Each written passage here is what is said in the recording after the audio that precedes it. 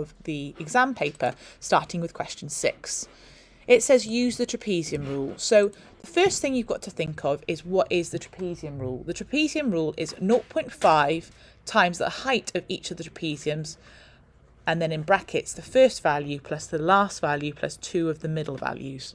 So the trapezium rule effectively wants you to think of the area under the graph as a series of trapeziums. So this is one trapezium, this is a second, this is a third, this is a fourth. And you can see that this pattern continues to number 3. So let's say this is going to continue to 2.5, and then this is going to be 3. The way you work out the area of a trapezium is going to be half of the parallel sides, let's call them A and B, times by the height. But this trapezium rule is a little bit different, because what we're working out is the sum of several trapeziums. In this case, we're going to be adding together 1, 2, 3, 4, 5, 6 trapeziums.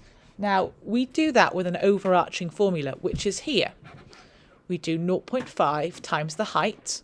Now, the height is going to be the distance between each of the different trapeziums, which also happens to be 0.5. So the height is 0.5 plus the first height of the first trapezium and the last height of the last trapezium. So the first height is going to be 51. The last height is going to be 61. And then what we do is we then add 2 lots of all the middle values. So the first is obviously going to be the first blue number I wrote down. The last is the last blue number. And then we've got 2 lots of all the middle values. You need to then add 2 lots of 60 plus 57 plus 63 plus 46 plus 72. So you need to substitute all of this into the formula. So let's check the mark scheme and how this actually works. The first question is actually to state the height.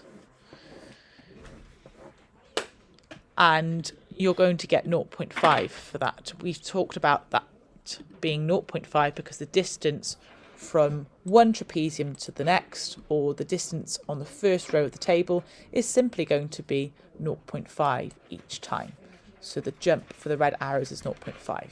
We understand that as the height. Then we just need to substitute into the formula. So we've got 1/2, which is going to be associated with this 0.5 here, times the height, which is also 0.5, times the first and the last value, the 51 plus the 61, plus 2 lots of all the centralised values, which is 60, 57, 63, 46 and 72. All you do is put that into your normal calculator and you get your answer. Next question is just a percentage error. You're all quite confident with doing this. The common error people make is not putting 185 on the bottom. You always put the actual amount found as the denominator of the fraction when you're substituting into this. Let's go on to question 7. Question 7 is about a fan, which is here. We need to find the length of arc AB. Now, what does AB arc actually mean? Well, an arc is simply a part of the whole perimeter. So it's going to be this section here. So how do we do that? Well, what we need to do is think about how much of the whole circle have we got. We've got 118 degrees out of 360. And we need to find the perimeter, or part of the perimeter, 180 degrees of 360. So we just do pi times d. Our d is going to be what? Now this is a little bit more challenging. So the 7 is seeming to mark perhaps half of the radius. So I reckon that the diameter is going to be 28. Let's double check with the mark scheme.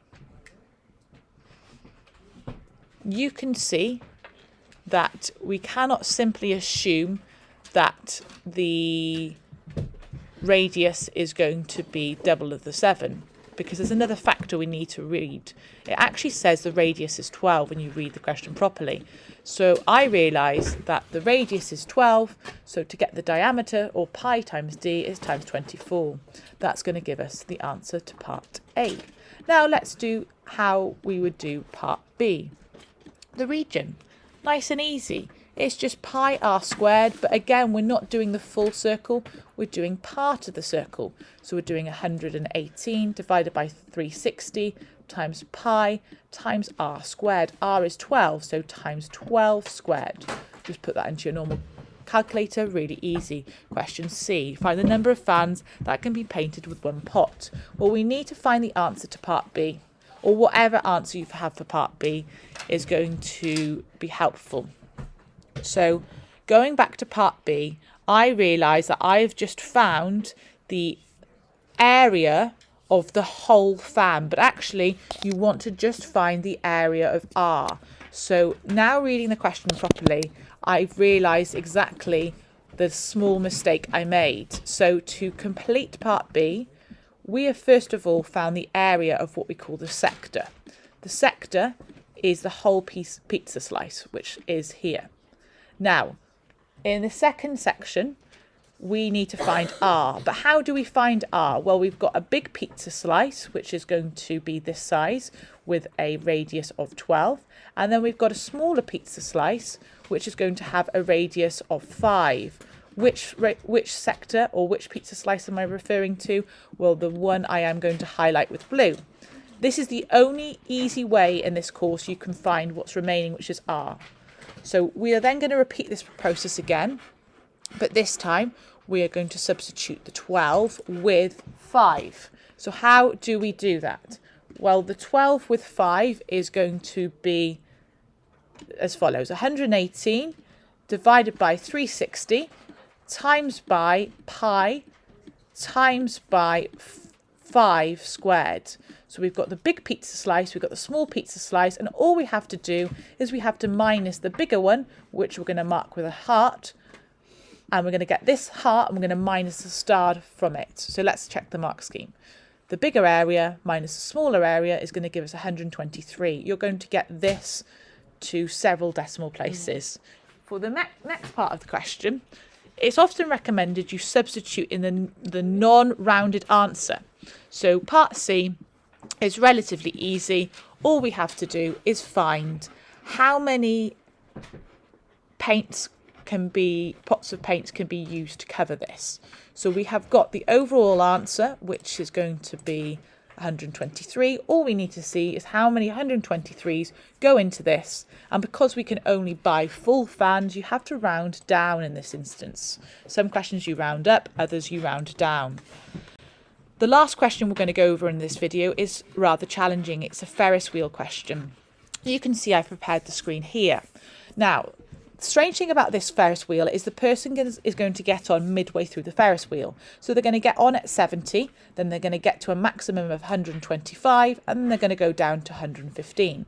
So the Ferris wheel is going to look like this.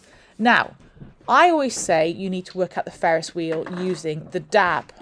So what do I mean by dab? Well, this constant is D, this constant is B, and this constant is A. D is where the new central line of the graph is going to be. For a sine graph normally starts at 0 and it's going to go up and down about the point from 0. Now, for this sine graph, we're going to move up. So rather than the centralised point being 0, the centralised point is 70. So this means that RD in DAB is going to be 70. In this particular question, RD is what is referred to as C. A is really simple. A is just the distance from the maximum to the midline, or the distance from the minimum to the midline. So you can work out either. So it's going to be 125 minus 70, and that is simply going to be 55. Last but not least, B. Now, B is a little bit more challenging. We have a lovely formula here at the bottom of the screen. How do we work out B? Well, B is going to be 360 divided by the period length. So we can see that it reaches its maximum when t is 6. So we can annotate that to the diagram with a red pen. This is going to be 6, so that is a quarter of a cycle. So it's going to complete the full cycle after 24. So how do we find out B? Well, we just do 360 divided by the period length. The period length completes after 24, so we just do 360 divided by 24. or 180 divided by 12, or 90 divided by 6.